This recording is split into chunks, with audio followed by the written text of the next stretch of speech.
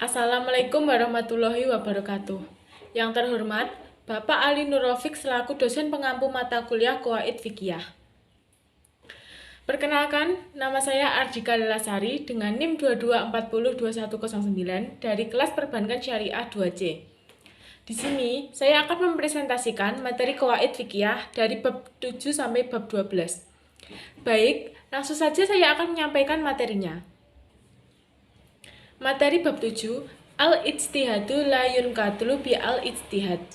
Pengertian al-ijtihadu la yunkadlu bi al-ijtihad. Ijtihad dapat dipahami bahwa hukum hasil ijtihad yang terdahulu tidak batal karena adanya ijtihad yang baru. Sehingga sahlah semua perbuatan yang berdasarkan hasil ijtihad terdahulu, akan tetapi tidak perlu diulangi lagi karena sudah dianggap sah. Namun, untuk perbuatan kemudian hukumnya telah berubah dengan adanya hukum hasil ijtihad yang baru. Dasar kaidah al-ijtihadu la yunkadlu bi al-ijtihad. Para ulama menetapkan kaidah ini berangkat dari landasan yang kuat. Landasan tersebut adalah dasar bagi mereka untuk merumuskan kaidah ini. Dasar dari kaidah ini adalah perbedaan keputusan di antara para sahabat dan mendapat ijma' mereka. Salah satunya diriwayatkan dari Ibnu Zibak. Sesungguhnya Abu Bakar radhiyallahu anhu memberi keputusan hukum pada beberapa masalah. Kemudian Umar ibnu Khattab memberikan keputusan hukum yang berbeda atas masalah-masalah tersebut. Namun, Umar tidak membatalkan keputusan Abu Bakar dan tetap mengakuinya. Pengecualian masalah dari kaidah al-ijtihadu la yunkadlu bi al-ijtihad. 1. Perubahan yang dilakukan oleh imam kepala negara berdasarkan kemaslahatan terhadap tanah yang oleh imam terdahulu telah ditetapkan sebagai tanah khusus atau istimewa. 2. Masalah qismatul ijbar, pembagian hasil tuntutan. 3. Masalah karid dakil. Bab 8. Ijtama'a al-halalu wal haramu guliba al-haramu. Pengertian ijtama'a al-halalu wal haramu guliba al-haramu. Tidaklah berkumpul halal dengan haram, kecuali haram itu mengalahkan yang halal. Maksudnya, ialah jika dalam satu kasus ditemukan pergumulan antara halal dan haram, maka yang harus diutamakan adalah yang haram. Sekalipun dalam realitas hidup bermasyarakat, bercampurnya kedua hal tersebut sulit untuk dihindari, baik dalam konstruksi peribadatan maupun bertransaksi. Jika dalam satu objek terdapat dua hukum, yaitu halal dan haram, maka harus terlebih dahulu adalah yang haram, agar tidak sampai terjerumus pada kesesatan dan dosa. Sebab unsur haram pasti lebih dominan pada saat terjadi pencampuran. Hukum haram selalu menjadi unsur yang lebih dimenangkan daripada yang halal. 2.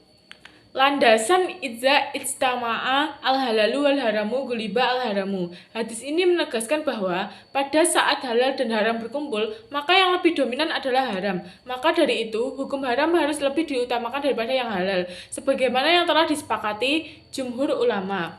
Sekalipun sanad hadis ini lemah, dhaif, tetapi isi yang terkandung di dalamnya sudah benar dan tidak bertentangan dengan nas. Oleh karena itu, hadis tersebut tetap bisa dijadikan sebagai hujjah, sebab sesuatu dengan perintah agama, yaitu untuk selalu berhati-hati atau iktiyat. Artinya, sekalipun sanadnya lemah, namun kualitas matanya sahih. Bahkan Imam Haromain berkomentar bahwa jarang sekali kasus-kasus hukum yang tidak tercakup oleh substansi hadis ini, sehingga wajar jika hadis ini dijadikan sebagai rujukan dalam membangun sebuah teori. Penerapan ijtama'a al-halalu wal haramu guliba al-haramu. Apabila dua potongan daging, satu daging halal dan satunya lagi daging bangkai, sementara tidak diketahui mana yang daging halal dan mana yang daging bangkai, dalam kondisi ini sebaiknya meninggalkan semuanya, karena sisi keharaman lebih dikedepankan daripada sisi kehalalan. Pemberian pakan pada ternak hewan secara rutin, di mana dalam pakannya ditambahkan sedikit vitamin yang mengandung bahan haram, maka status hukum mengkonsumsi hewan ternak tersebut adalah haram. Pengecualian dari idza ijtama'a al-halalu wal haramu guliba al-haramu. Kasus kebolehan berijtihad untuk menentukan status hukum bejana atau tempat atau pakaian yang suci dengan yang najis. 2. Kasus binatang buruan yang mati karena terkena anak panah atau alat berburu lainnya. Dalam hal ini ditemukan adanya dua titik tekan yang saling berlawanan. 3. Kasus kebolehan melakukan transaksi bisnis dengan orang yang kebanyakan harta haram, tetapi nilai nominal keduanya tidak bisa diketahui dengan pasti. 4. Kasus hukum menerima pemberian pemerintah yang belum diketahui secara jelas bahwa kebanyakan uangnya haram.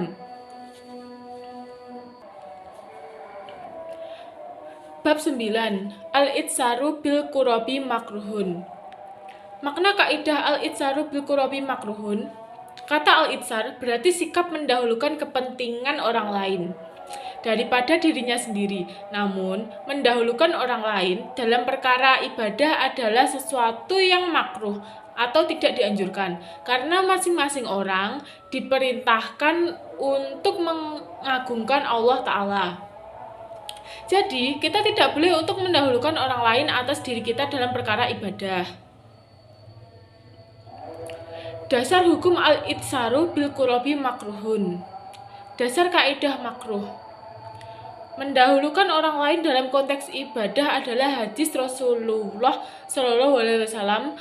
Tidak henti-hentinya suatu kaum tertinggal dari saf pertama, hingga kelak Allah meninggalkan mereka dalam neraka. Hadis riwayat Abu Dawud. Contoh penerapan qurabi makruhun dalam kehidupan sehari-hari. 1. Menyuruh orang lain menempati saf di depannya dalam sholat. 2. Air wudhu. 3. Mendahulukan orang lain untuk menutup aurat. Kaidah cabang dan pengecualian al-itsaru bil qurabi makruhun. Salah satu kaidah fikih yang masyhur adalah kaidah al-itsar fil qurabi makruhun, yang artinya dalam bahasa Indonesia mendahulukan orang lain dalam urusan takarub illallah makruh hukumnya. Dalam urusan dunia, mengutamakan orang lain adalah perkara yang baik dan dianjurkan. Bab 10. Manatun bil maslahah. 1. Geologi makna kaidah. Kaidah fikih dapat diartikan dengan segala tindakan atau kebijakan seorang imam atau pemimpin terhadap subjek maupun objek hukum yang berada di bawah kepemimpinannya. Para ulama lebih banyak berbicara tentang imamah ketika membahas masalah kepemimpinan dan masalah yang terkait dengannya, bahwa kepemimpinan itu merupakan tugas atau amanah bagi seseorang pemimpin. Hal itu tentu saja sangat bisa dimaklumi, mengingat seorang imam hanyalah aktor utama dari tugas imamah yang tersebut. Di antara definisi imamah adalah apa yang disebutkan oleh Ibnu Khaldun, yang mengatakan bahwa imamah adalah pengganti peran dari pemilik syariat dan menjaga agama dan dunia. Abdul Al-Karim Zaidan dalam pernyataannya menekankan pada 3 hal pokok yang harus dilakukan oleh seorang pemimpin, yaitu 1. Melayani orang-orang yang berada di bawah kepemimpinannya. 2. Menegakkan keadilan. 3. Merealisasikan kemaslahatan untuk manusia, dan hal ini bisa dijadikan sebagai barometer keberhasilan sebuah kepemimpinan. 2. Sumber perumusan kaidah. Adapun sumber kaidah ini berasal dari fatwa Imam Asy-Syafi'i, yaitu kedudukan imam terhadap rakyat adalah seperti kedudukan wali terhadap anak yatim. Menurut Imam Syafi'i, fatwa tersebut berasal dari fatwa Umar bin Khattab yang diriwayatkan oleh Sa'id bin Mansur dari Abu Ahwas, dari Abi Ishaq, dari Bara bin Azib.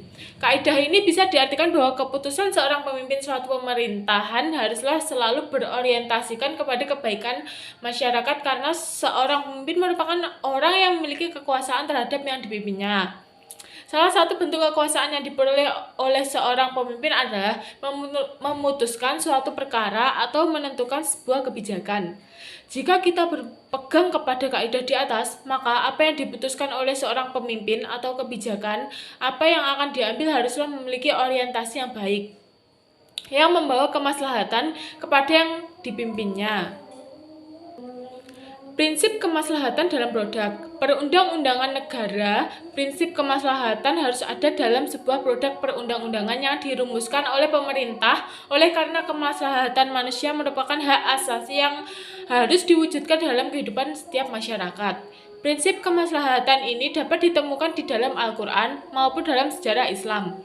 Hal ini dimaksud untuk menyelaraskan ketetapan-ketetapan hukum yang ditetapkan oleh pemerintah harus sejalan dengan kepentingan yang kemaslahatan manusia yang harus tetap dilindungi.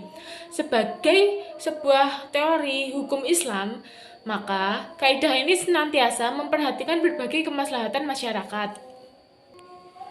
Bab 11. Al-Khuruj min al-Khilaf Mustahab. Definisi kaidah Al-Khuruj min al-Khilaf Mustahab. Al-Khuruj min al-Khilaf adalah mengambil sikap kehati-hatian dalam hukum syara dengan berpedoman kepada satu pendapat dan meninggalkan pendapat lain yang kiranya tidak menentangi pendapat yang ditinggal, baik dengan mengerjakan persoalan yang terjadi perbedaan pendapat ulama dalam menetapkan keharusannya maupun meninggalkan perbuatan yang terjadi perbedaan pendapat ulama dalam menetapkan keharamannya. Dasar kaidah al-khuruj min al-khilaf mustahab. Ijtihad yang dilakukan mujtahid dihargai oleh Allah dan Rasul sehingga Nabi menyatakan bahwa ijtihad yang keliru akan mendapatkan satu pahala, yaitu pahala ijtihad. Sementara ijtihad yang benar akan mendapatkan dua pahala, pahala ijtihad dan pahala kebenaran yang dicapai dalam berijtihad. Sebagaimana sabda Nabi SAW yang artinya, apabila seseorang hakim berijtihad dengan benar, maka ia memperoleh dua pahala. Sedangkan apabila ijtihadnya tidak tepat, maka memperoleh satu pahala. Penerapan kaidah al-khuruj min al-khilaf mustahab pada fiqh. Dalam kasus-kasus perbedaan pendapat di mana bersifat keberagaman, maka penerapan kaidah serta-merta dapat diterapkan dengan mudah. Sebagai contoh, disunahkan membasuh seluruh rambut kepala saat berwudu. Agar terhindar dari perbedaan pendapat dengan mazhab Malik dan Hanafi yang mewajibkan tidak hanya sebagian dari rambut kepala, tetapi separuh atau keseluruhan.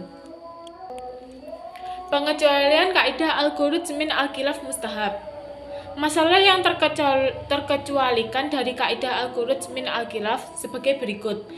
Dalam menerapkan kaidah al-khuruj min al-khilaf tidak berpotensi merusak ijma' ulama. Sebagai contoh apa yang diriwayatkan dari Ibnu Suraij, salah seorang dari ulama Syafi'iyah yang menyatakan bahwa ia membasuh telinga beserta wajah dan menyapunya bersama wajah, dan juga memisahkan kedua dalam membasuhnya sebagai pertimbangan terhadap pendapat yang bahwa kedua telinga tersebut adalah bagian dari wajah, atau pendapat yang menyatakan bahwa keduanya bagian dari kepala.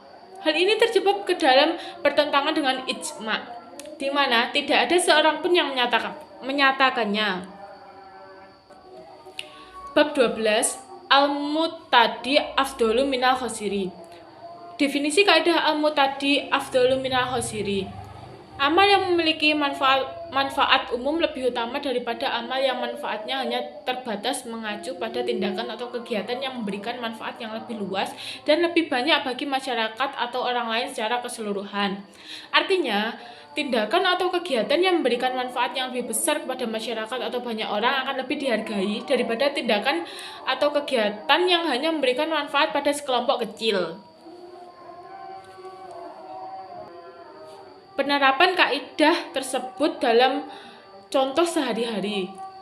Contoh 1. Mengerjakan Al-Quran kepada masyarakat lebih diutamakan daripada membaca Al-Quran sendiri, karena hal ini akan memberikan manfaat secara umum dan meningkatkan eksistensi agama. 2. Berdakwah di suatu lembaga atau majelis umum lebih diutamakan daripada harus mengajarkan Islam secara personal, karena hal itu akan menimbulkan adanya fitnah.